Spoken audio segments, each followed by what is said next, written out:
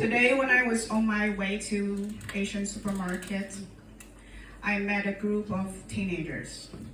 One of the boy, when he just saw me, he got very excited, and he was yelling to me, "Arigato!" And I look at him, and he was like, just like unlock some secret level of Duolingo, you know. And those group of teenagers, they were like, "Konnichiwa, jiwa, go back to your China." And I was like, okay, conquer the whole land, go back to the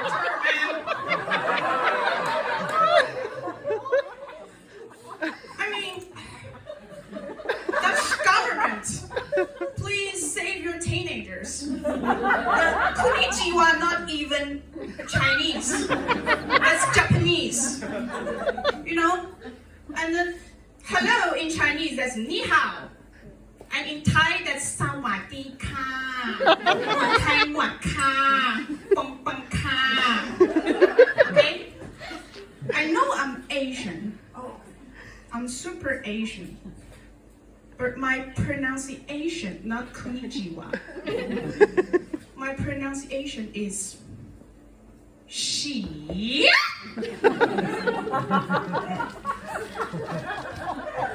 And my favorite drink, that's tea.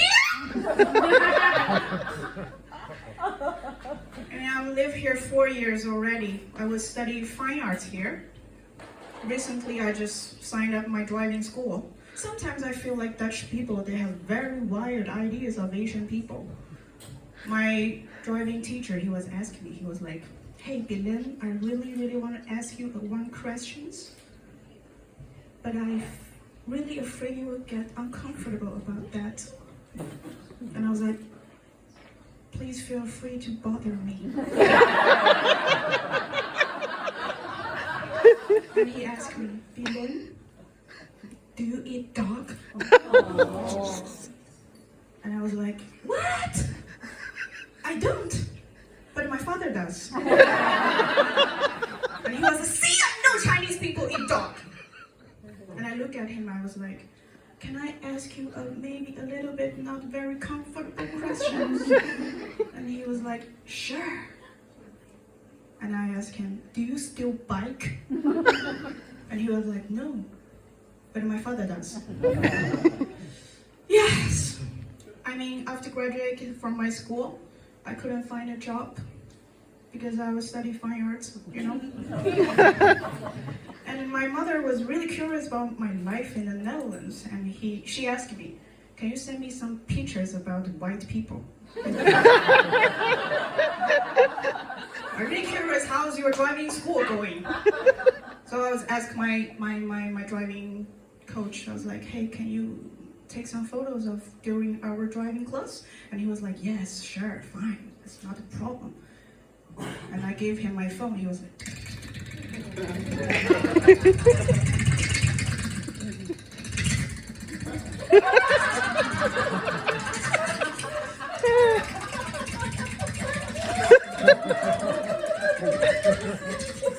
I was like, "Yeah, my mother just wanted some picture, few pictures." And he said, "Yeah, I know." Now you have it. Well, life is really difficult. I was thinking, yeah, I couldn't find a school. Oh, no, not school. I couldn't find a job. And there's no money can support me to continue stay here. But it's fine. I downloaded a dating app. I want to find a sugar daddy to support me.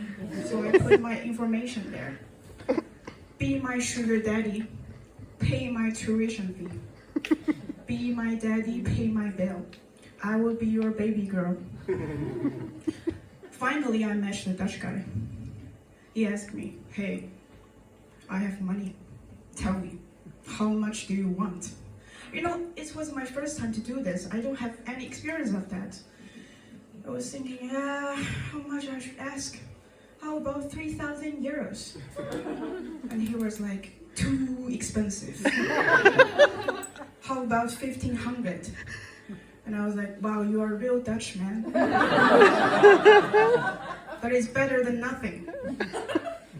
And he asked me, "Shall we meet up?" So I went to his place, and he asked me, "Hey, what you doing for your life?" I was like, "I'm an artist." And he was like, "Wow, sounds really cool." I said, "Yes, I can give you a blowjob if you can support my visa." He was like, "Sounds nice, very interesting. But can you be more creative about your blowjob?" I was like, "I'm gonna to try." So I was like, I look at his really beautiful banana. Try and hold it like this, try to ground it.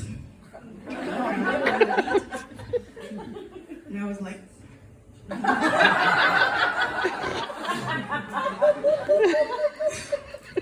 wow, he was like, "Oh, it's very creative." You'd be more creative about that. I was like, I can do blowjob in the Michael Jackson way. Michael Jackson! I'm getting very excited. So I was like, yeah, okay.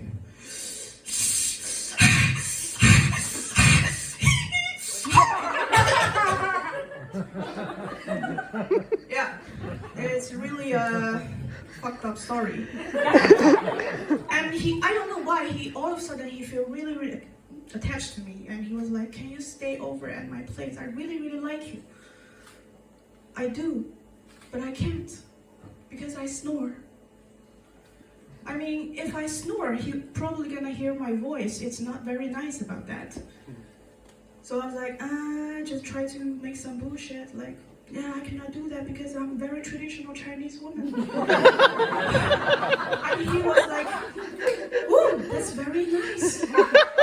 You're amazing, Oriental." Yeah, and he was like, "Yes, please stay here.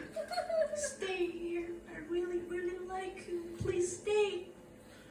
I'm like, "Yeah, but would you mind I put some yellow noise as a background music?" And he was like, "Yes, I don't mind." And we fell asleep. I start to snore. I was like,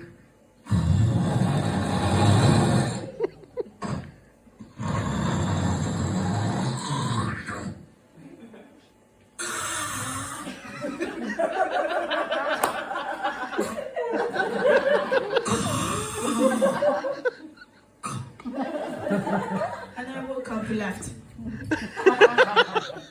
And about this story, I wrote a poetry. It's called Snoring Princess. I'm almost finished.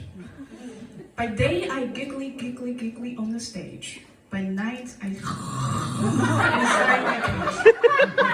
I'm snoring princess, waiting for my prince. If you don't snore, that's called alright. Just pop in your earplugs and let's not fight. Put your dick in my mouth and hold me tight.